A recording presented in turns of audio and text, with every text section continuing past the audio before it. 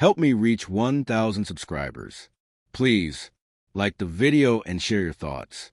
In the comments, your feedback helps. Make the content better. You can't wear white, she hissed, adjusting her veil in the mirror. You're not worthy. Her words stung more than they should have. I said nothing. Never had with her. I simply nodded, stepped back, and let the silence stretch until she felt triumphant. That was always her need, to dominate the space with her supposed victory. When I turned toward the bathroom, I already knew what I was going to do. The dress hanging behind the door wasn't white.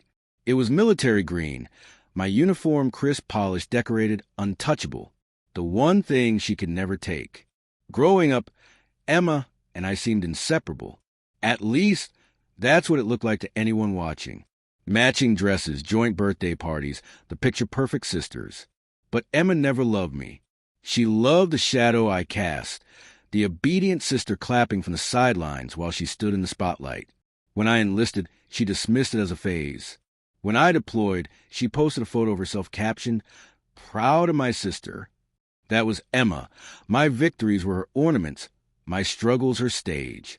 Coming home wasn't met with medals or cheers. It was her engagement announcement to Mark. My Mark. I didn't confront her. Not when I saw my name still saved in his phone as Sunrise. Not when I realized he'd been visiting her while I was overseas. Emma always got what she wanted, but this time, she took it from the one person who had endured every deployment, every silence, every brush with death. Still, I didn't yell, didn't cry. I planned. I sent them both my congratulations, of course. Even offered to be her maid of honor. She laughed as though it were my attempt at forgiveness. Perhaps it was. Or perhaps it was the beginning of something else entirely. Over the next weeks, I carefully wove the threads of their unraveling.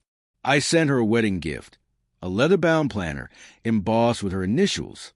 Inside, I tucked copies of messages between her and Mark, messages she thought she deleted. But I didn't send it yet.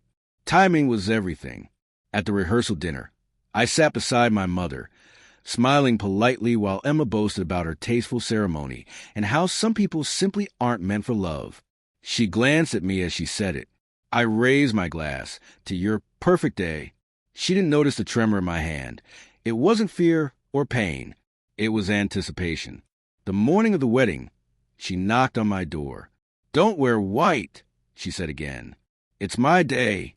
You'll ruin the photos." I nodded quietly. She mistook my silence for submission, as always. While the others laughed in the dressing room, I slipped away, removed the soft pink dress she'd chosen for me, and unzipped the garment bag behind the door. The uniform felt heavier than I remembered. Its metals gleamed under the fluorescent light. Tangible proof of what I had endured, what I had earned, not for show, not for applause, but for survival. When I re-entered the crowded hall, time seemed to slow. Conversations faded, one voice at a time. Emma turned and froze, taking the olive uniform, the ribbons perfectly aligned, hair pinned back in precise military order. What are you wearing?"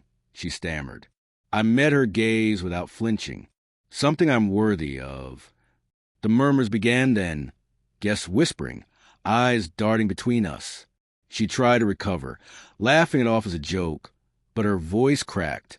I said nothing more. I handed her the planner. She frowned, confused, then flipped it open. Her color drained. Mark's best man leaned forward, scanning over her shoulder. Gasps spread like wildfire.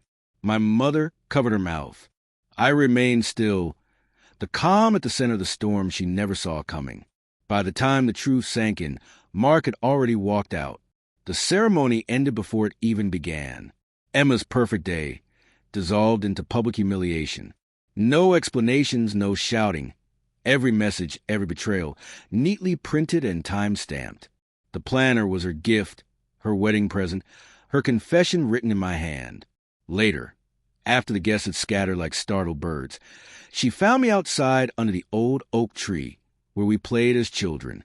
Makeup streaked, voice trembling. "Why would you do this to me?" I met her eyes, the same ones that once held superiority, now pleading for mercy. "You did it to yourself," I said. "I just gave everyone a front row seat." She collapsed onto bench. Sobbing, I walked away. For the first time in years, I felt light. Not because I had won, but because I had finally stopped playing her game. There's a peace that comes after silence, not born forgiveness, but a finality. I didn't wear white that day. I wore the truth, and it fit perfectly.